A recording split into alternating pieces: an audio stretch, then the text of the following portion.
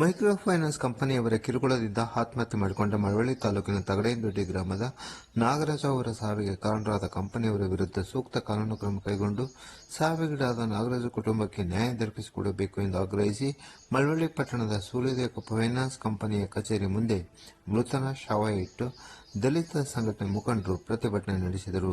ಶುಕ್ರವಾರ ಸಂಜೆ 7 ಗಂಟೆ ಸಮಯದಲ್ಲಿ ಕಚೇರಿ ಮುಂದೆ ಶವ ಇಟ್ಟು ಮುಖಂಡರು ಫೈನಾನ್ಸ್ ಕಂಪನಿ ಅಧಿಕಾರಿಗಳ ವಿರುದ್ಧ ಘೋಷಣೆಗಳ ಕೂಗಿ ಪ್ರತಿಭಟನೆ ನಡೆಸಿದರು. ಈ ಸಾವಿಗೆ ಕಾರಣರಾದ ಕಂಪನಿ ಅಧಿಕಾರಿಗಳ ವಿರುದ್ಧ ಸೂಕ್ತ ಕಾನೂನು ಕ್ರಮ ಕೈಗೊಳ್ಳಬೇಕು. ಕಂಪನಿ ಹಿರಿಯ ಅಧಿಕಾರಿಗಳು ಸ್ಥಳಕ್ಕೆ ಬಂದು ಮೃತನ ಕುಟುಂಬಕ್ಕೆ ಸೂಕ್ತ ಪರಿಹಾರ ನೀಡಬೇಕು. ಅಲ್ಲಿವರೆಗೂ ಸ್ಥಳ ಬಿಟ್ಟು ಕದಲುವುದಿಲ್ಲ ಎಂದು ಪಟ್ಟು ಹಿಡಿದರು.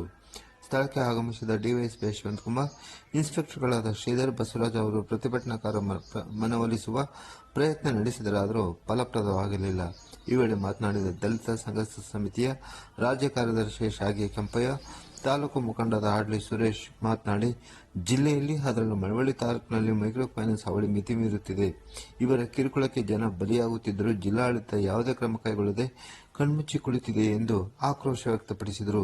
ಸೂರ್ಯೋದಯ ಫೈನಾನ್ಸ್ ಕಂಪನಿಯಿಂದ ಮನೆ ಕಟ್ಟಲು ಸಾಲ ಪಡೆದಿದ್ದ ನಾಗರಾಜು ವರ್ಷಗಳಿಂದ ಕಂತು ಕಟ್ಟದ ಬಂದಿದ್ದು, ಕಳೆದ 4 ತಿಂಗಳಿಂದ ಕಂತು ಕಟ್ಟಿಲ್ಲ ಎಂಬ ಕಾರಣಕ್ಕೆ ಕಂಪನಿ ಅಧಿಕಾರಿಗಳು ಸಿಬ್ಬಂದಿ ಮನೆ ಬಳಿ ಹೋಗಿ ಬಾಯಿಗೆ ಬಂದಂತೆ ಬೈದು ಅವಮಾನಗೊಳಿಸಿದ್ರ ಜೊತೆಗೆ ಪೂರ್ತಿ ಬಾಕಿ ಹಣ ಕಟ್ಟುವಂತೆ ಬೆದರಿಕೆ ಹಾಕಿದ್ದರಿಂದ ಮನ್ನೊಂದು ಆತ್ಮಹತ್ಯೆ ಮಾಡಿಕೊಂಡಿದ್ದು, ಆತನ ಸಾವಿಗೆ ಕಾರಣರಾದ ಕಂಪನಿಯವರ ವಿರುದ್ಧ ಸೂಕ್ತ ಕಾನೂನು ಕ್ರಮ ಕೈಗೊಂಡು ಆತನ ಕುಟುಂಬಕ್ಕೆ ನ್ಯಾಯ ದೊರಕಿಸಿಕೊಡಬೇಕೆಂದು ಆಗ್ರಹಿಸಿದರು.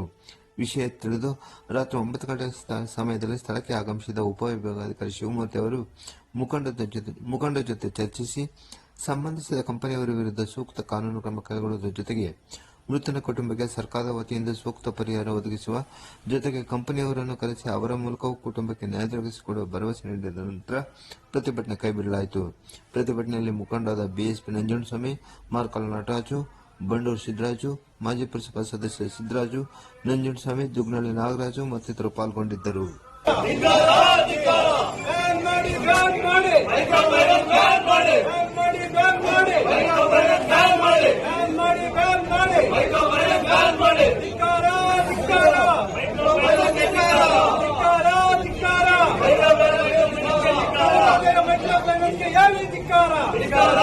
ನಾಗರಾಜ್ ಎಂಬ ವ್ಯಕ್ತಿಯು ಮೈಕ್ರೋ ಫೈನಾನ್ಸ್ ಕಂಪನಿಯ ಉದ್ದೇಶದಿಂದ ಅವರು ಕೊಟ್ಟಿರುವಂತಹ ಸೂರ್ಯೋದಯ ಮೈಕ್ರೋ ಫೈನಾನ್ಸ್ ಅವರ ಕಿರುಕುಳ ಕೊಟ್ಟಿರುವುದರಿಂದಲೇ ಇವತ್ತು ಒಂದು ಪ್ರಾಣಹಾನಿಯಾಗಿದೆ ಬಂಧುಗಳೇ.